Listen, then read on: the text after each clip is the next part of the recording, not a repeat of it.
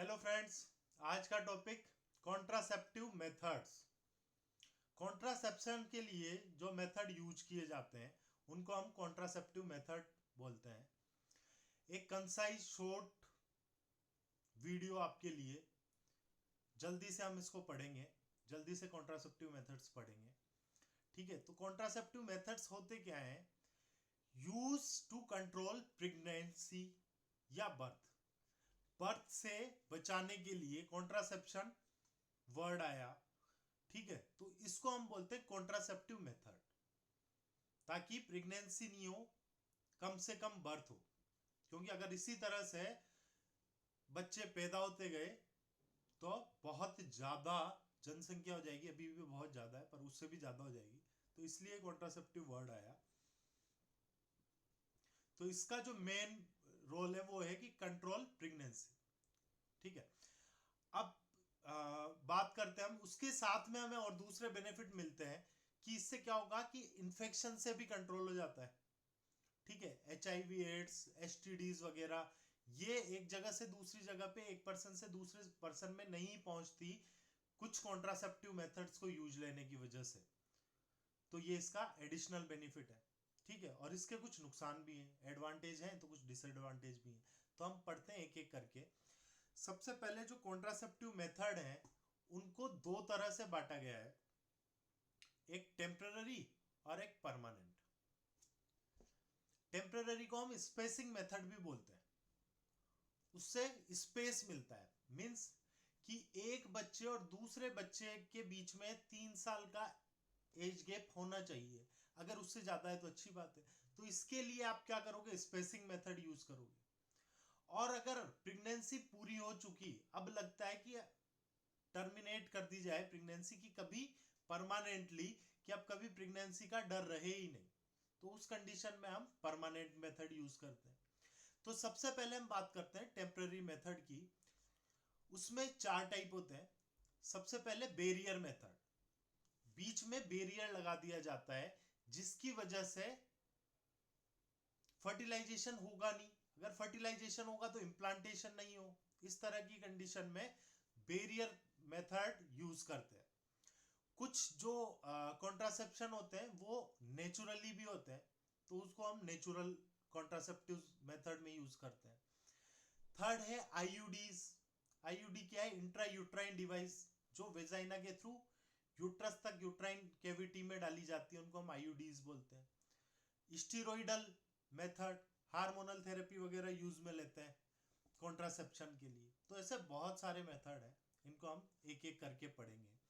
इसमें एक सबसे इंपॉर्टेंट टर्म है पर्ल इंडेक्स। पर्ल इंडेक्स का मतलब क्या है? इसमें क्या करते हैं? कैलकुलेट करते हैं failure rate of any contraceptive method in term of pregnancy rate पर 100 वुमन ईयर ऑफ एज। ठीक है, मतलब कितनी कॉन्ट्रासेप्शन फेलियर हो चुकी है, यह हमें पर्ल इंडेक्स से पता लगता है।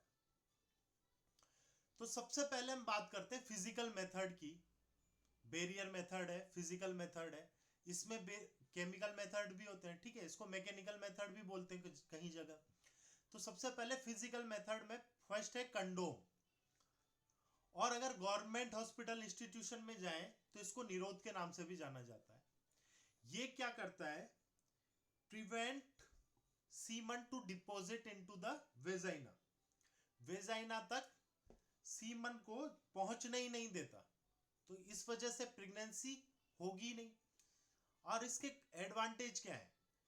HIV, STDs, जितनी भी डिजीज है, जो सेक्सुअल ट्रांसमिटेड डिजीज है, उससे ये हमें प्रिवेंट करता है। क्योंकि इसमें वेजाइना का वेजाइना से कनेक्शन ही नहीं होता, डिस्टेंस रहती है, बेरियर के तरह से काम करता है ये बीच में। ठीक है, और डिसएडवांटेज क्या है? इसी वजह से decrease sex pleasure, sex pleasure कम हो जाता है कॉन्डोम यूज में लेते हैं तो। और इसकी हाई फेलियर रेट है। क्यों? क्योंकि या तो इसकी क्वालिटी सही नहीं है निरोध की, इस वजह से होता है, या लोगों को यूज करना नहीं आता, तो इस वजह से इसकी फेलियर रेट है वो बहुत ज्यादा है। या फिर किसी किसी में क्या होता है लेटेक्स एलर्जी होती है, तो उस कंडीशन में भी ये यूज नहीं कर सकते। अब हम बात करते हैं कि फेलियर रेट क्या है इसका। तो पर 100 वुमन में हम करते हैं तो 2 से 3 लेडीज में इसका फेलियर रेट है, और मैक्सिमम से मैक्सिमम 12, तो 2-3 से 12 तक ये फेलियर रेट है इसका कॉन्डोम का। नेक्स्ट हम बात करते हैं फीमेल कॉन्डोम। जी हाँ, फीमेल के लिए भी कॉन्डोम आते हैं, उनको हम फीमेल कॉन्डोम बोलते हैं। ये वेजाइना से अंदर की तरफ डाले जाते हैं, इस तरह से इनको यूज किया जाता है। ठीक है, सेम मेल कॉन्डोम की तरह होते हैं। जो मेल कॉन्डोम यूज नहीं करते तो फीमेल इस तरह से फीमेल कॉन्डोम यूज कर सकती है। इनकी फेलियर रेट उनसे भी थोड़ी ज्यादा है, 5 to 21 पर 100 वुमन पर, इतनी ज्यादा इसकी फेलियर रेट है फीमेल कॉन्डोम। नेक्स्ट मेथड है डायफ्राम। डायफ्राम क्या होता है, इस तरह से डायफ्राम होता है, इसको इंसर्ट किया जाता है वेजाइना के थ्रू, और ये कहां पे होता है, यूट्राइन केविटी और वेजाइना के बीच, यूट्रस और वेजाइना के बीच में एक बैरियर बना लेता है डायफ्राम। और इसके अंदर क्या होता है, 1 टीस्पून या 5 ml स्पर्मिसाइड जब भी आप यूज करोगे तब डाले जाते हैं। तो ये क्या करते हैं, जो सीमन में स्पर्म है उनको वेजाइना से कहां तक नहीं जाने देते, यूट्रस तक नहीं जाने देते, यूट्राइन कैविटी तक नहीं जाने देते। ठीक है, तो इस तरह से ये डायफ्राम काम करता है।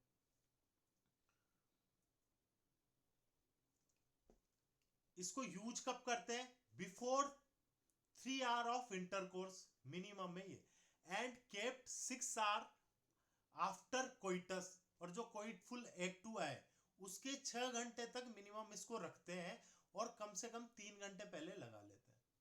6 घंटे तक इसलिए रखते हैं क्योंकि इसमें क्या होता है, स्पर्मिसाइड्स होते हैं जो स्पर्म को किल करते हैं, तो उनको किल करने के लिए इतना टाइम लग जाता है, इसलिए हमें 6 घंटे तक इसको रखना है वहां पे। डिसएडवांटेज क्या है, यूटीआई यूरिनरी ट्रैक्ट इंफेक्शन होने के चांसेस बढ़ जाते हैं। क्योंकि ये क्या करता है, एंडोमेट्रियम के साथ इन्फेक्शन होने के चांसेस बढ़ जाते हैं, तो इन्फेक्शन होगा तो इन्फ्लामेशन होने के भी चांसेस बढ़ जाते हैं ना। और may cause toxic shock syndrome, बहुत टाइम तक अगर आपने उसको पर्टिकुलर जो व्यक्ति है जो उसको यूज कर रहा है, अगर उसको बहुत टाइम तक पड़ा रखा, उसने निकाला नहीं, तो उसकी वजह से क्या होगा, वहां टॉक्सिसिटी हो जाएगी और वो शॉक की कंडीशन भी ला सकती है। तो इस चीज को हम बोलते हैं टॉक्सिक शॉक सिंड्रोम। कब तक यूज कर सकते हैं, 1 से 2 साल तक आप इसको यूज कर सकते हैं। सेम जैसे डायफ्राम है उसी तरह से दूसरी एक चीज है, उसको हम बोलते हैं स्पंज। ये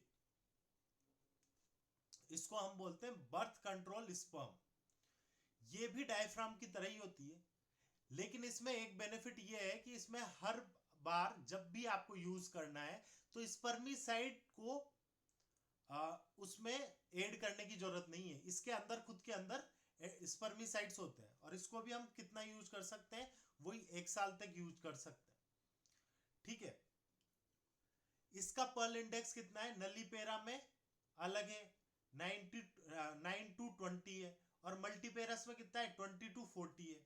ठीक है, नलीपेरा का मतलब क्या, मैंने अभी आपको बताया था, नलीपेरा जो कभी भी 22 वीक ऑफ गेस्टेशन क्रॉस नहीं किया है, और मल्टीपेरस जिसने 2 या 3 बार 22 वीक का गेस्टेशन पूरा कर लिया है। तो उसमें क्या होगा, वहां पे इलास्टिसिटी कम हो जाती है, इस वजह से ये जो स्पंज है इसके आसपास, मतलब इस वजह से जो फेलियर रेट है वो ज्यादा होती है मल्टीपेरस में। ठीक, नेक्स्ट हम बात करते हैं नेचुरल कॉन्ट्रासेप्शन। नेचुरल कॉन्ट्रासेप्शन में पहला है रिदम मेथड, जो अपने आप ही कॉन्ट्रासेप्शन हो रहा है उसको हम नेचुरल कॉन्ट्रासेप्शन बोलते हैं। तो पहले हम बात करते हैं रिदम मेथड की। इसका जो पर्ल इंडेक्स है वो 20 to 30 है। क्या होता है कि जब ओव्यूलेशन होता है 14 डे पे, हम मानते हैं कि ओव्यूलेशन हो रहा है, ठीक है, तो इसके पहले के 7 दिन और बाद के, इनको हम यहां पे फर्टाइल फर्टाइल एज मानते हैं। ये तो होगी मोस्ट फर्टाइल एज, यहाँ पे सेमी फर्टाइल एज है, मतलब सबसे ज्यादा चांसेज कब है फर्टाइल होने के एक वुमन के, इस एज में, और इससे कम दोनों साइड। और यहाँ पे क्या है, इसके चांसेज बहुत कम है, तो इसलिए हम इसको बोलते हैं रिदम मेथड या कैलेंडर मेथड भी बोलते हैं। ठीक है, कैलेंडर के थ्रू आप देख सकते हो कि किस टाइम पे प्रेग्नेंट होने के चांसेस ज्यादा है। जैसे किसी वुमन है वो प्रेग्नेंट नहीं हो पा रही और वो किसी गायनेकोलॉजिस्ट को दिखाने जा रही है, तो वो बताती है कि इस टाइम पे आपको कम से कम इस टाइम पे तो आपको क्या जो है कोइटफुल एक्टिविटी करनी है ताकि प्रेगनेंसी हो सके। चांस बढ़ जाते हैं अगर इस टाइम पे कोइटस हुआ तो। नेक्स्ट है कोइटस इंटरप्टस, या इसको हम विड्रॉल मेथड भी बोलते हैं। इसमें क्या होता है कि जो मेल का पेनिस है वो पूरा विड्रॉल होने से पहले, सीमन विड्रॉल होने से पहले ही उसको विड्रॉ कर लिया जाता है। इस कंडीशन में क्या होता है कि जो प्रीकोइटल फ्लूइड है बहुत सी बार उसकी वजह से प्रेगनेंसी होने के चांसेस रहते हैं, इसलिए इसका जो पर्ल इंडेक्स है वो ज्यादा है। मतलब यहाँ पे प्रेगनेंसी होने के चांसेस फिर भी ज्यादा है, लेकिन ये एक किस तरह का मेथड है, नेचुरल मेथड है। इसके लिए आपने कोई चीज यूज में नहीं ली, न ही कोई केमिकल सब्सटेंस यूज में ली है, तो इसलिए हम इसको नेचुरल मेथड बोलते हैं। इसके अलावा ब्रेस्ट फीडिंग, लैक्टेशनल एमनोरिया, इस कंडीशन में क्या होता है कि जब वुमन अपने बेबी को ब्रेस्ट फीड करवाती है, जब ब्रेस्ट फीडिंग करवाती है उस टाइम पे क्या होता है, एमनोरिया की कंडीशन आती है। मतलब प्रेगनेंसी होने के चांसेस बहुत कम होते हैं, मेंस्ट्रुएशन होने के भी चांसेस कम होते हैं। क्यों? क्योंकि अब बनते ही नहीं है, प्रेगनेंसी की साइकिल उस टाइम के लिए, पर्टिकुलर टाइम के लिए बहुत कम हो जाती है, बहुत कम चांसेस हो जाते हैं प्रेगनेंसी होने के। और जब एक्सक्लूसिव ब्रेस्ट फीडिंग होती है, एक्सक्लूसिव ब्रेस्ट फीडिंग क्या होती है, जब बेबी बर्थ करता है वहां से लेके जब बेबी 6 मंथ का होता है तो उसको सिर्फ और सिर्फ ब्रेस्ट फीडिंग ही करवाया जाता है, सिर्फ ब्रेस्ट मिल्क दिया जाता है, उसको हम बोलते हैं एक्सक्लूसिव ब्रेस्ट फीडिंग। तो उस टाइम पे बहुत कम चांस होते हैं वुमन के प्रेग्नेंट होने के, लेस देन 2। और आफ्टर 6 मंथ जब तक वो ब्रेस्ट फीडिंग करवा रही है तब तक चांसेज होते हैं 1 to 10 तक मैक्सिमम चांसेज होते हैं प्रेग्नेंट होने के वुमन के। ठीक है, ये है पर्ल इंडेक्स इसका। इसके अलावा स्पर्मिसाइडल एजेंट, अब स्पर्मिसाइडल एजेंट हमने यहां भी यूज किया था डायफ्राम में भी। और स्पर्मिसाइडल एजेंट के लिए कुछ ट्यूब्स वगैरह, लोशंस वगैरह आते हैं। ठीक है, उनमें क्या होता है, बोरिक एसिड, जिंक सल्फेट या नोनॉक्सिनोल 9, इस तरह के कुछ केमिकल सब्सटेंस होते हैं। ये क्या करते हैं, स्पर्मिसाइड्स करते हैं, नाम से ही पता चल रहा है स्पर्म को किल कर देते हैं। ठीक है, तो ये भी यूज किए जाते हैं प्रेगनेंसी से बचाने के लिए, स्पेस देने के लिए एक डिलीवरी और दूसरी डिलीवरी के बीच में। इसके अलावा एक और नेचुरल मेथड है, वो है डाउचिंग। डाउचिंग क्या होता है, यह है पोस्ट कोइटल वॉशिंग, मींस कोइटफुल एक्ट के बाद वेजाइना को वेजाइना को वॉश किया जाता है।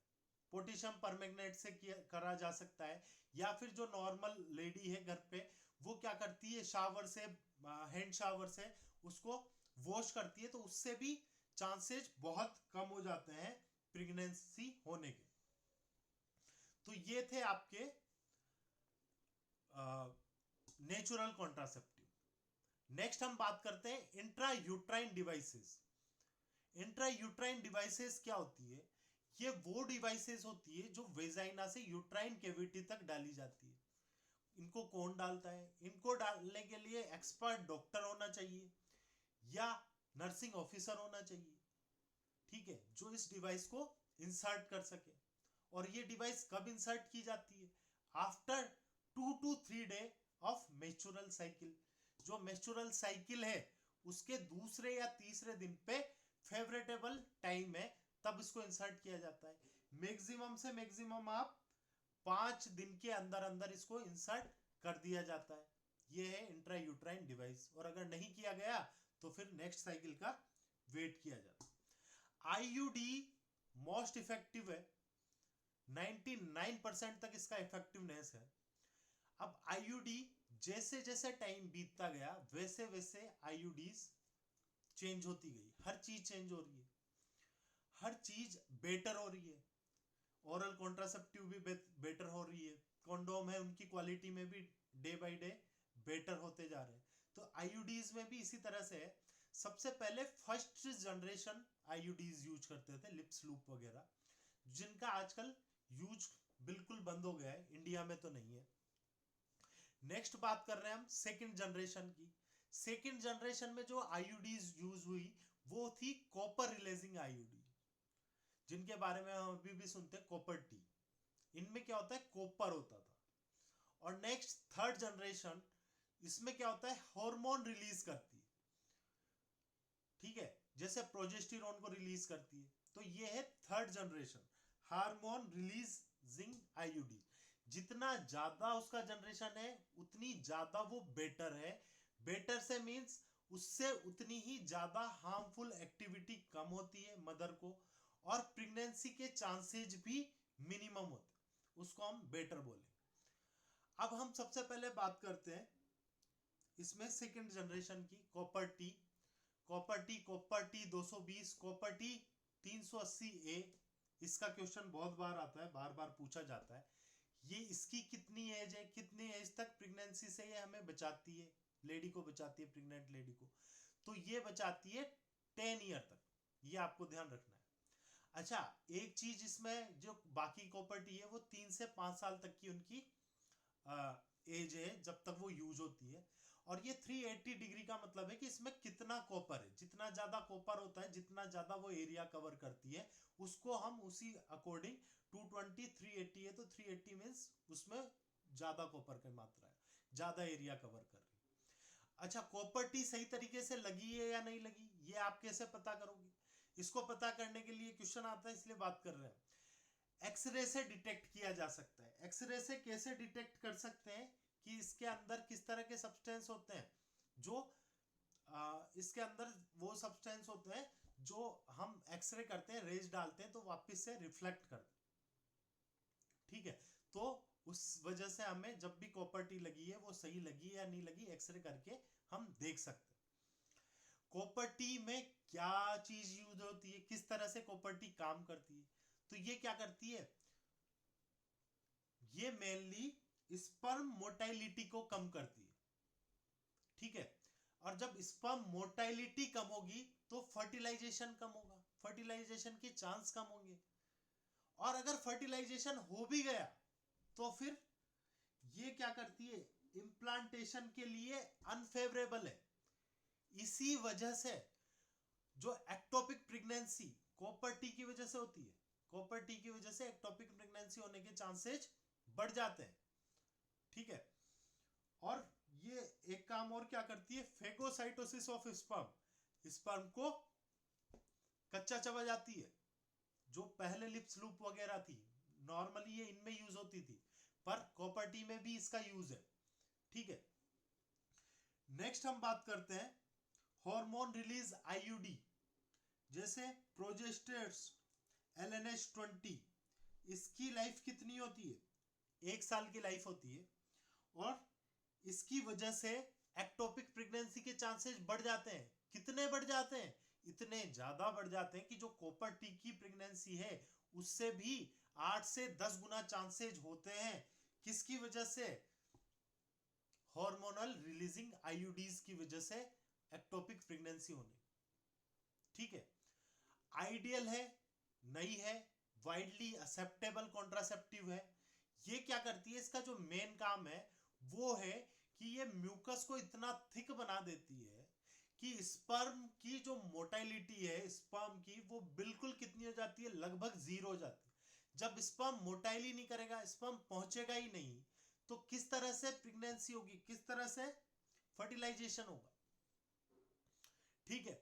अब इन आईयूडीज की जो कॉम्प्लिकेशन है उनकी बात करते हैं। तो सबसे पहले फर्स्ट कॉम्प्लिकेशन है वो है ब्लीडिंग, जो सबसे ज्यादा देखा जाता है। और ब्लीडिंग क्या होगी, नॉर्मली 1 से 2 मंथ में ये डिसअपियर हो जाती है, लेकिन किसी किसी में ब्लीडिंग 2 मंथ के बाद भी हो रही है। तो उस कंडीशन में आप क्या करोगे, जो हम ब्लीडिंग की कंडीशन में करते हैं। पहले क्या करेंगे, उसको ब्लीडिंग रोकने की कोशिश करेंगे, लेकिन अगर फिर भी ब्लीडिंग कंट्रोल नहीं हो पा रही तो हम क्या करेंगे, जो आईयूडी इंसर्ट की है उसको हटा दिया जाएगा। नेक्स्ट, पेन, फ्लैंक पेन होता है आईयूडीज की वजह से, ये भी धीरे धीरे सबसाइड हो जाता है। अगर नहीं हुआ सबसाइड तो उसके लिए हमने क्या करा, उसके दर्द निरोधक गोलियां दी, है ना, दर्द को कम करने वाली, ठीक है, एस्प्रिन वगैरह दी। उसकी वजह से अगर हमें बेनिफिट हुआ पेन में तो ठीक, नहीं तो हम क्या करेंगे, आईयूडी को हटा दिया जाएगा। पेल्विक इन्फ्लामेटरी डिजीज होने के चांसेस बढ़ जाते हैं, ठीक है, और जो मैंने आपको बताया था कि एक्टोपिक प्रेगनेंसी के भी चांसेस बहुत ज्यादा बढ़ जाते हैं। नेक्स्ट बात करते हैं हम स्टीरॉयडल कॉन्ट्रासेप्टिव, हार्मोनल कॉन्ट्रासेप्टिव। तो ये किस तरह से यूज होती है, पहला इसका रूट है ओरल रूट या पेरेंटल रूट, दोनों तरह से हम यूज कर सकते हैं। ओरल रूट में जो सबसे मोस्ट फेवरेबल है वो है combined oral pills. Combined oral pills क्यों बोलते हैं इसको, क्योंकि इसमें ईस्ट्रोजन और प्रोजेस्टेरोन दोनों चीज होती है, ठीक है।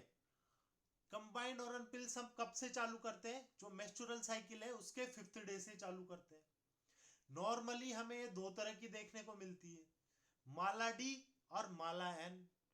जो माला डी है वो बाजार में आपको मिलती है, मेडिकल स्टोर पे मिलती है, और जो माला एन है वो नॉट फॉर सेल है, क्योंकि ये कहाँ मिलती है, गवर्नमेंट इंस्टीट्यूशन में मिलती है, हॉस्पिटल में मिलती है, तो इसको बेचा नहीं जाता, ठीक है। टोटल इसमें 28 टेबलेट आती है, 21 व्हाइट होती है और 7 रेड, रेड बोलो या ब्लैकिश रेड, जो आयरनिश कलर की होती है, ठीक है। 21 जो टेबलेट है वो हार्मोनल टेबलेट है। हार्मोन्स कौन से होते हैं, ईस्ट्रोजन और प्रोजेस्टेरोन होते हैं।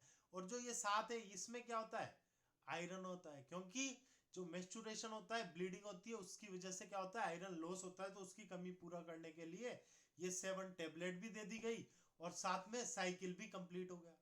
अच्छा, इसमें एक चीज और पूछी जाती है कि अगर एक वुमन अपनी पिल ले रही है और अगर आज वो भूल गई तो उसे क्या करना चाहिए, तुरंत ले लेना चाहिए जब याद आए, और अगर टाइम निकल गया तो नेक्स्ट डे दूसरी ले लो, 2 ले लो मतलब साथ में, ठीक है। इस तरह से आप ओरल पिल यूज करते हो। ओरल पिल में प्रोजेस्टेरोन कितना होता है, 0.15 mg, और एस्ट्रोजन कितना होता है, 0.03 mg, 30 माइक्रोग्राम। ये क्या करती है, ओव्यूलेशन को ही रोक देती है। ओव्यूलेशन को कैसे रोकती है, एचपीओ एक्सिस है उसको बंद करके, उसको स्टॉप करके। एचपीओ एक्सिस में जो मैकेनिज्म थी, नेगेटिव फीड मैकेनिज्म थी, उसको स्टॉप कर देती है। ये क्या होता है, आपने पढ़ा था, मैंने आपको पढ़ाया, मेंस्ट्रुअल साइकिल में क्या होता है कि लास्ट टाइम पे, जब मेंस्ट्रुअल साइकिल का लास्ट टाइम चल रहा होता है 27-28 डे, ठीक है, धीरे धीरे क्या होता है, आफ्टर ओव्यूलेशन ईस्ट्रोजन प्रोजेस्टेरोन का लेवल कम होता जाता है, और ये जब लेवल कम होता है तो ये कहाँ, हाइपोथैलेमस में सिग्नल भेजते हैं कि लेवल कम हो गया है और अब हमें वापस से तैयारी करनी है प्रेगनेंसी की। तो हाइपोथैलेमस जीएनआरएच रिलीज करता है, पिट्यूटरी पे जाता है, इंटीरियर पिट्यूटरी पे, और पिट्यूटरी क्या करता है, एफएसएच और एलएच को रिलीज करता है, और वो एफएसएच एलएच क्या करते हैं, फोलिकल स्टिमुलेट करते हैं, प्रेगनेंसी के लिए तैयार करते हैं। तो यहाँ पे क्या है, इन टेबलेट्स की वजह से ईस्ट्रोजन और प्रोजेस्टेरोन का लेवल उतना कम आया ही नहीं कि नेगेटिव फीड मैकेनिज्म जाए उस हाइपोथैलेमस के पास, ये सूचना जाए कि ईस्ट्रोजन प्रोजेस्टेरोन कम हो गए, अब तुझे वापस से एलएच एफएसएच बनाना है, तो इसलिए ओव्यूलेशन ही नहीं होता, और इस तरह से ये रोकती है ओव्यूलेशन। नेक्स्ट है पीओपी, मिनी पिल बोलते हैं इसको। इसमें क्या होता है, सिर्फ प्रोजेस्टेरोन होता है, और प्रोजेस्टेरोन क्या होता है, प्रेगनेंसी मेंटेन हार्मोन होता है, टोकोलाइटिक एजेंट होता है, जो क्या करता है, प्रेगनेंसी को मेंटेन करके रखता है, ठीक है। तो ये है पीओपी। अब इसमें क्या होता है, ये भी क्या कर रही है, ईस्ट्रोजन प्रोजेस्टेरोन मिलके भी वही काम कर रहे हैं, और सिर्फ प्रोजेस्टेरोन भी वही काम कर रहा है, लेकिन जो कंबाइंड पिल्स है उनका रिजल्ट ज्यादा अच्छा है, इसलिए वो यूज में ली जाती है। लेकिन किसी किसी कंडीशन में अगर वो यूज में नहीं ले रहे, सिर्फ प्रोजेस्टेरोन भी यूज में लेते हैं। अच्छा, प्रोजेस्टेरोन का हम यूज तब भी करते हैं जब एक वुमन प्रेग्नेंट है और वो प्रेगनेंसी को मेंटेन नहीं कर पा रही, क्यों? क्योंकि उसके प्रोजेस्टेरोन कम है, तब भी हम उसको प्रोजेस्टेरोन के इंजेक्शन लगाए जाते हैं। ठीक है, पेरेंटली नॉर्मली यूज करते हैं, आईएम इंजेक्शन लगते हैं। ठीक है, तो सेकंड रूट है पेरेंटल। इसमें क्या होता है, कॉन्ट्रासेप्टिव यूज जो है वो आईएम इंजेक्शन के थ्रू यूज किया जाता है, ऐसे इम्प्लांट कर दिया जाता है बॉडी के पार्ट में। ठीक है, क्योंकि सबक्यूटेनियस क्या है, स्लो एब्जॉर्बिंग है, तो वो लंबे टाइम तक असर दिखाते हैं। आईएम इंजेक्शन मस्कुलर इंजेक्शन दिया जाता है तो वो लॉन्ग टाइम इफेक्ट दिखाता है। आईवी यूज नहीं करते क्योंकि आईवी तुरंत इफेक्ट दिखाता है। ठीक है, तो आईएम इंजेक्शन या ऐसे इम्प्लांट करके भी आप क्या कर सकते हो, पेरेंटल कॉन्ट्रासेप्टिव यूज कर सकते हैं। इनमें क्या फायदा है कि ये भूलने की, अगर कोई भूल जाता है बार बार ओरल कॉन्ट्रासेप्टिव लेना, टेबलेट लेना, तो उस कंडीशन में ही ठीक है। ठीक है, इसके अलावा हम बात करते हैं पोस्ट कोइटल इंट्रासेप्टिव की, जो क्या करती है, कोइटस हो गया, कोइटफुल एक्ट होने के 72 घंटे बाद तक भी प्रेगनेंसी से बचा देती है। वो क्या करती है कि उसमें क्या होता है, ईस्ट्रोजन, प्रोजेस्टेरोन, मिफिप्रिस्टोन, लिवोनोरगेस्ट्रल या मिथोट्रेक्सेट टैबलेट्स आती है। ये क्या करती है, आफ्टर प्रेगनेंसी भी जो उसको क्या करती है, फर्टिलाइजेशन होने नहीं देती। अगर फर्टिलाइजेशन हो गया तो इम्प्लांट नहीं होने देती। उस कंडीशन में ये पोस्ट कोइटल इंट्रासेप्टिव यूज आती। नेक्स्ट जो हमने बात की थी आईएम इंजेक्शन की, डीएमपीए, डिपोट मिड्रोक्सी प्रोजेस्टेरोन एसीटेट, इसका पूरा नाम है। इसमें क्या होता है, प्रोजेस्टेरोन होता है। ये हर 6 मंथ में या हर 3 मंथ में यूज किया जाता है।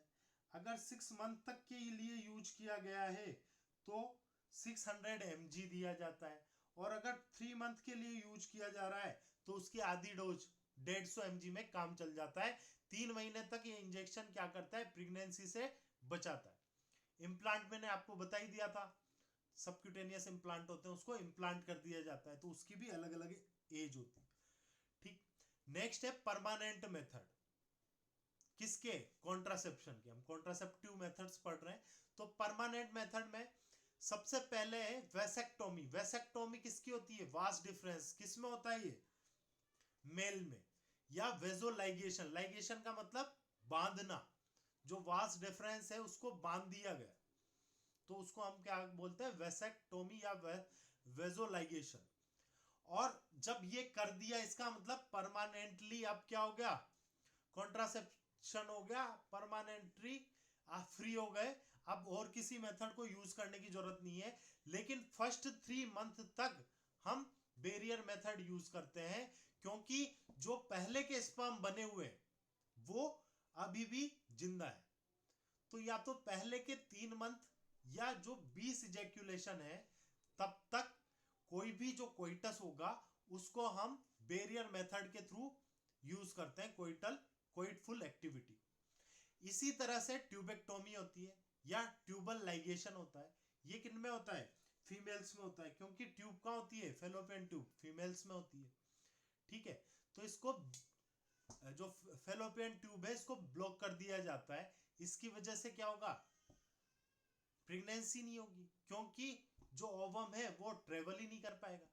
और अगर इसकी वजह से भी अगर प्रेगनेंसी होती है तो वो कहां पे होगी, फेलोपियन ट्यूब में हो जाएगी। तो इसलिए ये भी एक्टोपिक प्रेगनेंसी का, इसकी जो प्रेगनेंसी है वो एक्टोपिक प्रेगनेंसी होने के पूरे पूरे चांस होंगे। या तो प्रेगनेंसी होगी नहीं, या अगर होगी तो एक्टोपिक प्रेगनेंसी ही होगी, ऐसा हम बोल सकते हैं।